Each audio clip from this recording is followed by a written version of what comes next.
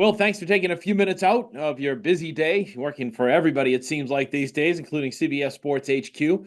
Let's get right to it. Your thoughts when you saw it come across? Alex Bregman signing with the Red Sox, 3 years, $120 million deal. So funny, Roche. Last night, so the Delray Open is here, close to our house. Our good friend, our neighbor runs it, and he asked if we'd be judges at the Bourbon Burgers and Brew competition. So I was there last night. I had a lot of all three, if you know what I mean. Got home at 10 p.m., went right to bed, woke up at about 4:28 to be exact. Happened to look at my phone and went, oh my God, like, all right, this is it. This is the move we've been waiting to see and just hoping it would happen. But Rochi, over the last 3 years, it's kind of like we've been told all these things that are going to happen and that they need to happen, they want to happen, and they just don't work out, right? The signings don't happen, the trades don't happen. This has been a really good offseason for the Boston Red Sox. Really good. And this just was the cherry on top, getting a beginning to the middle of the order bat. This is a player that has produced 4 to 5 WAR 3 seasons in a row. He's projecting 4.5 this year.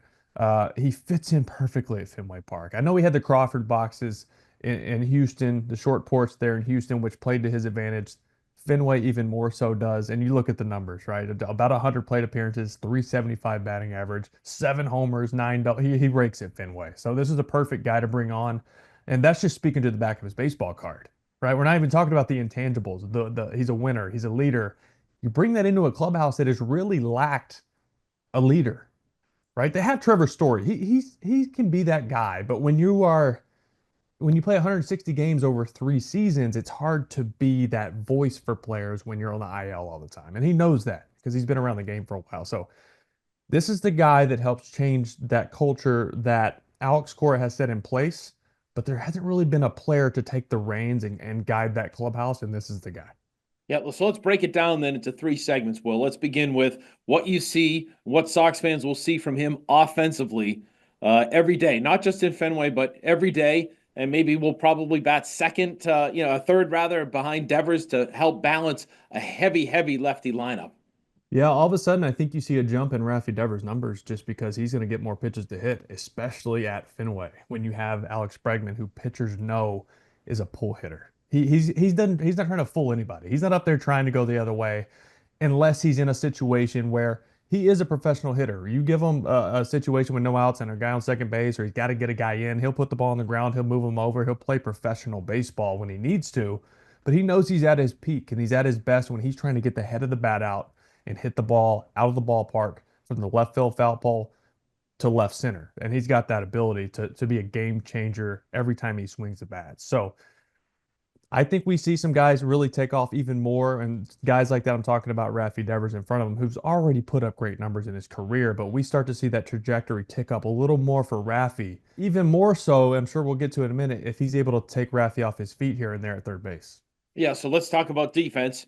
It projects that, Alex told Tom Caron about a month ago that he thinks Bregman can be a gold glove second baseman. He's a two-time gold glover at third. To me, and you and I both know Alex really well, I think also he'll say to Rafi Devers, he likes to dangle carrots in front of Rafi, saying, listen, everyone wants you to be a DH. I want you to go out and prove to the world that you can be a good, solid defensive third baseman and become a complete player, which is good for everybody. Just what, 2 years into his franchise length, 10-year deal that he has.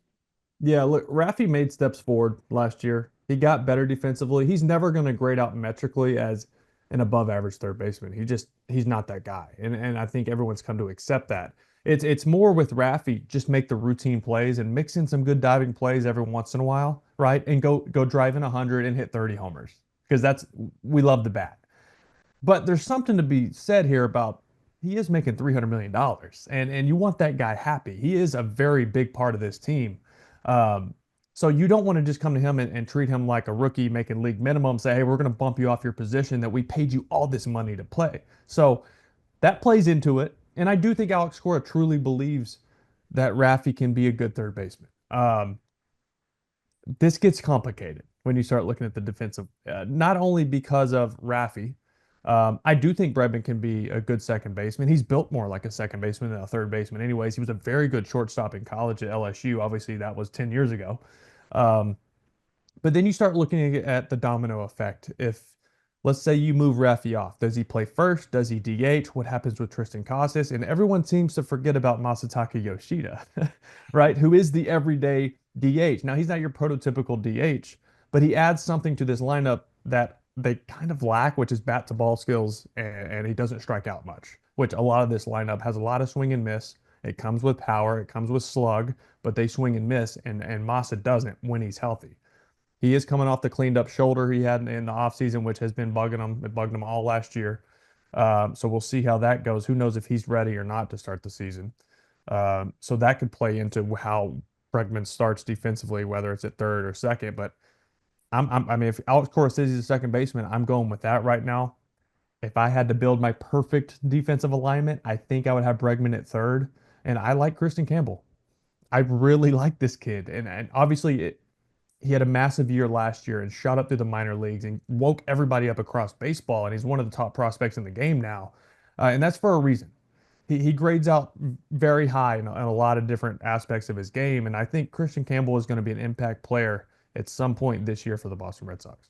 Well, and don't you think the short term and the opt outs create kind of a nice little maneuvering, if you will, for a guy like Campbell, for a guy like, let's say, Marcelo Meyer? You probably will end up starting in AAA to just stay healthy. Of course. But all those guys, Roman Anthony and everything else, it forces you not to have to bring Rafaela in if Story goes down.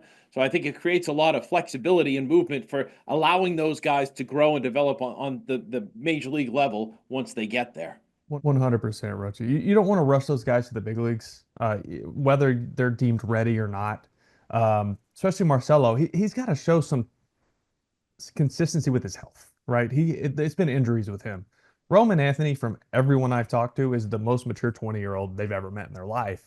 And they say he could step in the big leagues right now and be ready. And a lot of them say the same thing about Christian Campbell. Um, we're lucky to have that depth, right? You're lucky to have those options of top prospects just looming in Worcester, waiting to come up and just down there itching to get to the big leagues. Because that just creates a dynamic between those guys too, because they're competing and they want to go up and be big leaguers together. And then that's a special thing. We've seen that with Baltimore over the last year, 2 years. So to your point, there is some guys in this lineup with an injury history, with the Trevor Stories and guys like that. So being able to have that depth, and you made a good point, let Rafaela stay in center field. If he can play 150 games in center field, if he plays 140 games in center field, he wins a Gold Glove.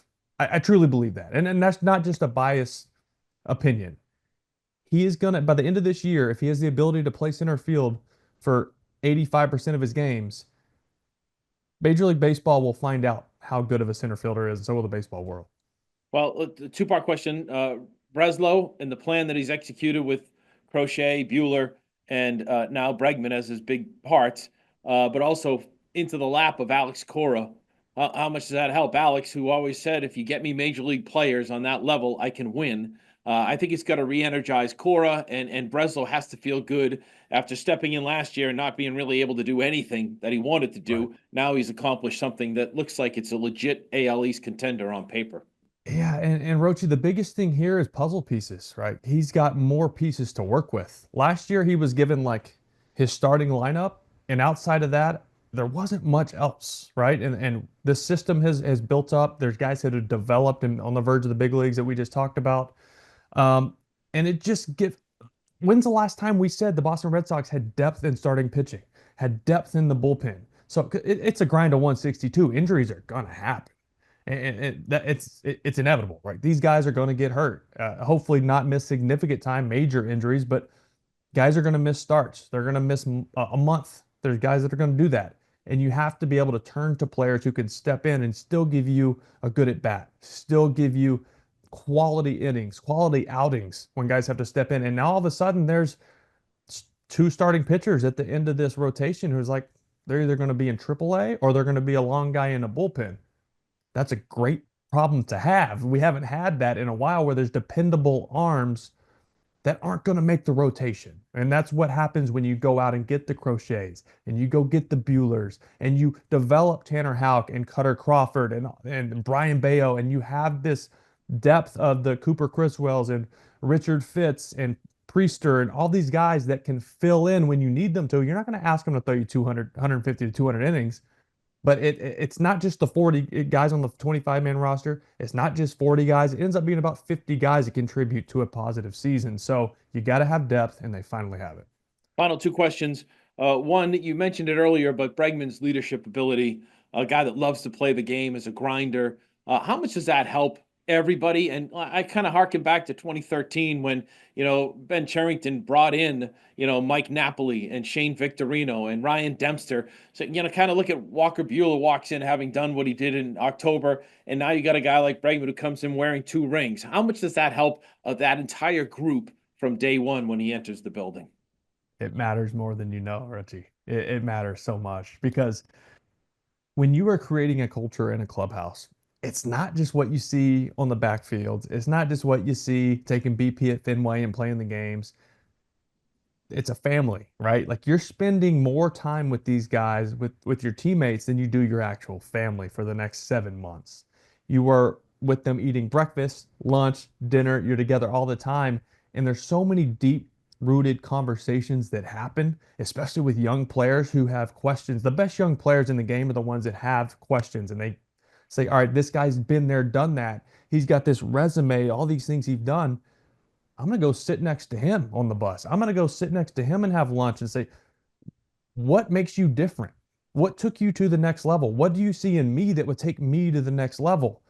If you don't have guys who haven't been there and actually done it and succeeded at that level, it's hard to get a real gauge for who they are at that level because they've been there, right? And the Buellers, the Bregmans, these are the guys that fuel the young up and coming players, not only in the big leagues, but the AAA level. These guys who got invited to big league camp for the first time.